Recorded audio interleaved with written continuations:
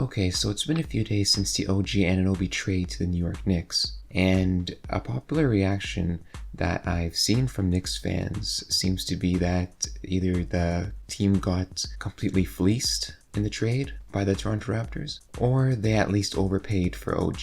Now, I just got done finishing the first game that OG has played for the Knicks, which is the game versus the Timberwolves on January 1.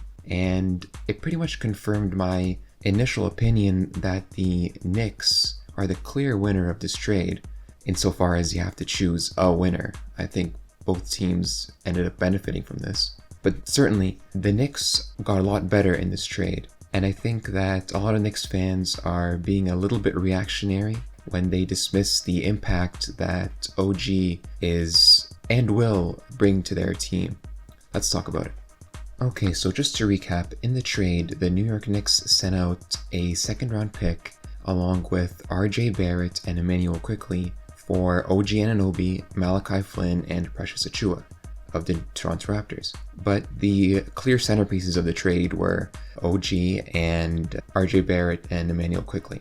Now, the position of a lot of Knicks fans has been one of disappointment, which is certainly normal when you trade two homegrown stars, especially a high draft pick like Barrett, who went 3rd overall in 2019, and Immanuel Quickley, who actually came in 2nd in 6th Man of the Year voting last year. But even though it always hurts to lose a homegrown star, the return in this trade for the Knicks will prove to be worth it. Now let me explain. So first you have Barrett.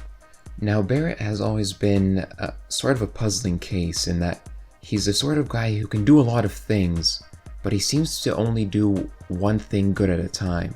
So it seems like in any stretch of games, you find that he's shooting well, but he's not finishing well at the rim. Or let's say he's playmaking well, but his shooting suddenly disappears. He makes a lot of weird decisions in games, and takes a lot of ill-advised shots, let's say, which made him sort of frustrating at times in the Knicks starting lineup. And also, he needed the ball in his hands considerably often to be able to have an impact. Now, of course, this didn't really pair well with Julius Randle and Jalen Brunson, who also require the ball in their hands, but at the same time, both of them make a lot better use of it. And speaking of Randle, there was a lot of overlap between what he could do and what Barrett could do.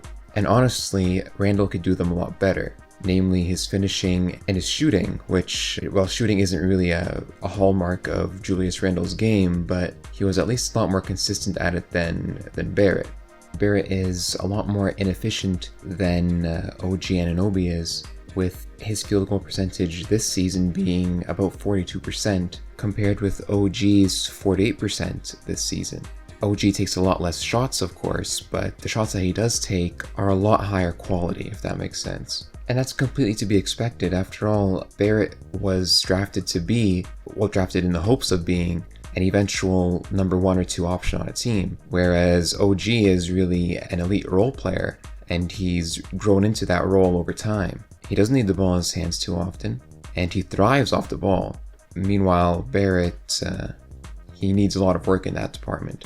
And in terms of defense, well, by now I assume everyone knows how elite OG is on defense, especially compared to Barrett.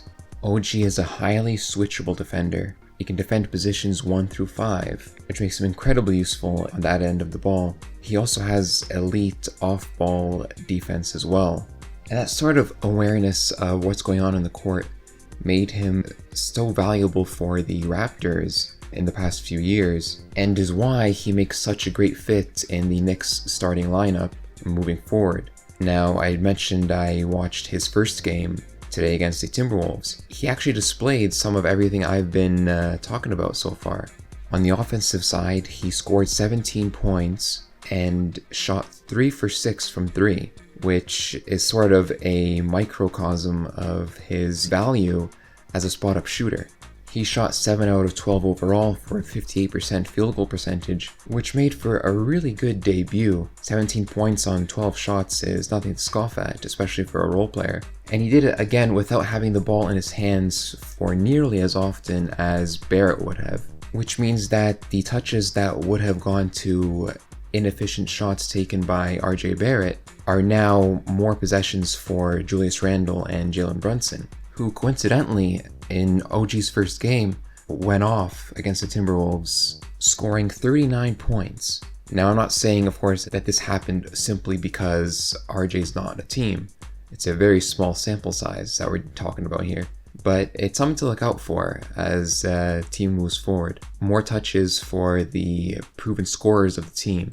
And of course, on the defensive side is where OG really shined, even though you don't really see it much on the box score.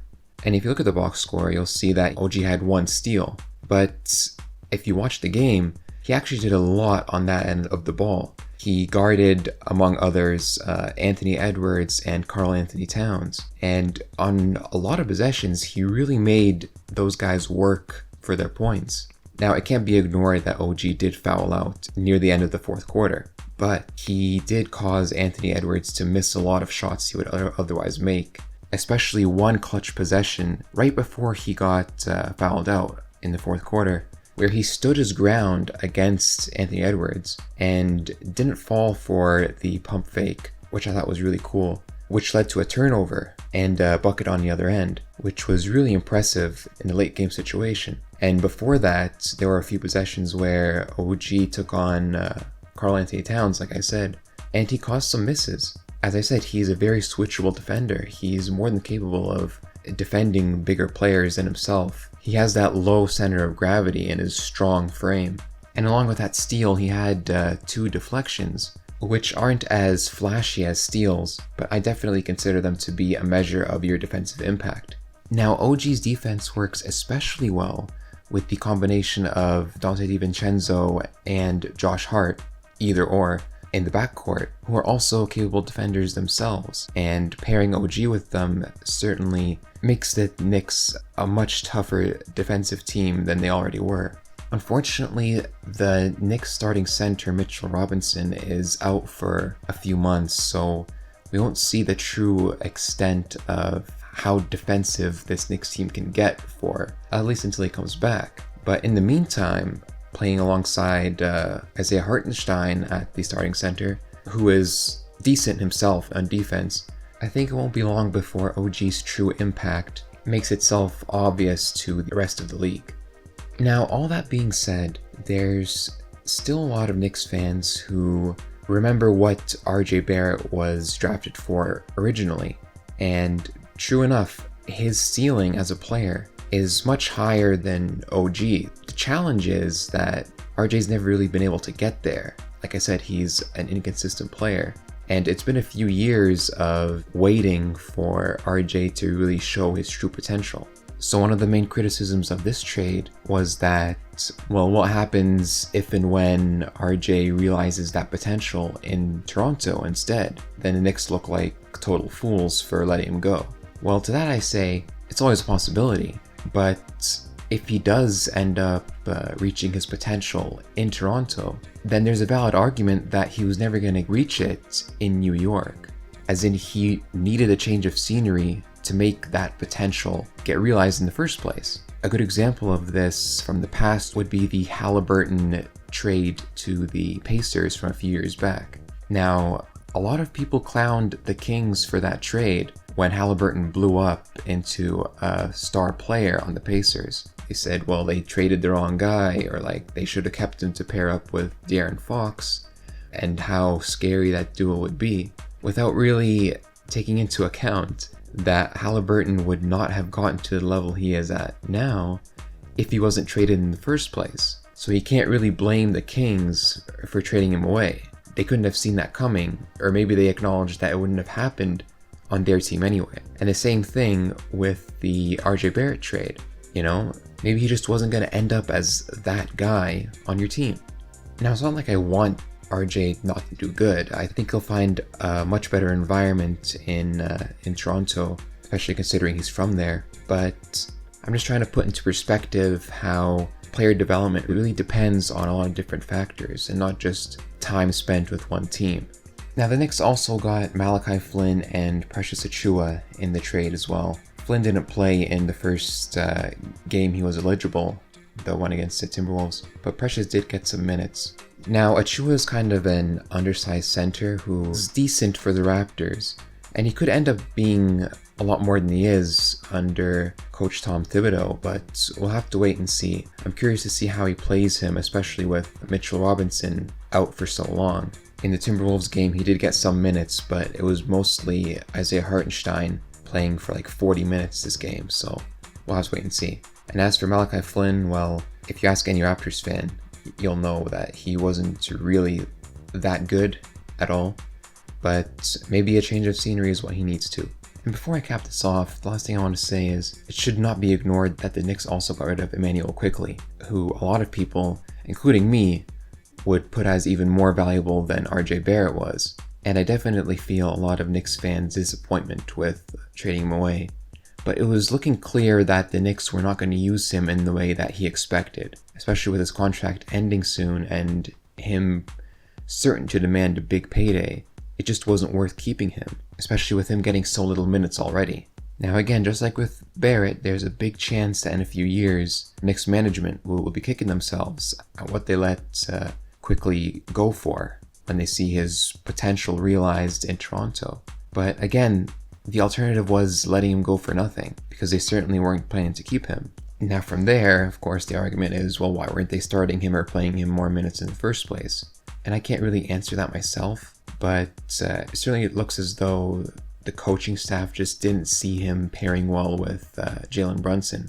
But in any case, even though I do believe Quickley is an exceptional player, it's a lot easier to replicate or find someone who has similar skill set to him than it is to find another OG, which is why a lot of teams wanted OG in the first place. Remember, it was just like last year when the asking price for OG was like 3 first-round picks, maybe even 4. And now the Knicks managed to get him without giving up any first-round picks, which makes it clear to me and a lot of other people that this is only step 1 of the Knicks making an even bigger trade for hopefully a true number 1 option to pair along Jalen Brunson, Julius Randle, and now their starting 3, their starting small forward, OG Anunoby. But yeah, in short, I think the Knicks were really smart to make this trade, and I'm curious to hear what you think. If you like this video, please like and subscribe for more, and let me know what you think of the OG trade and his first game against the Timberwolves below. See you later.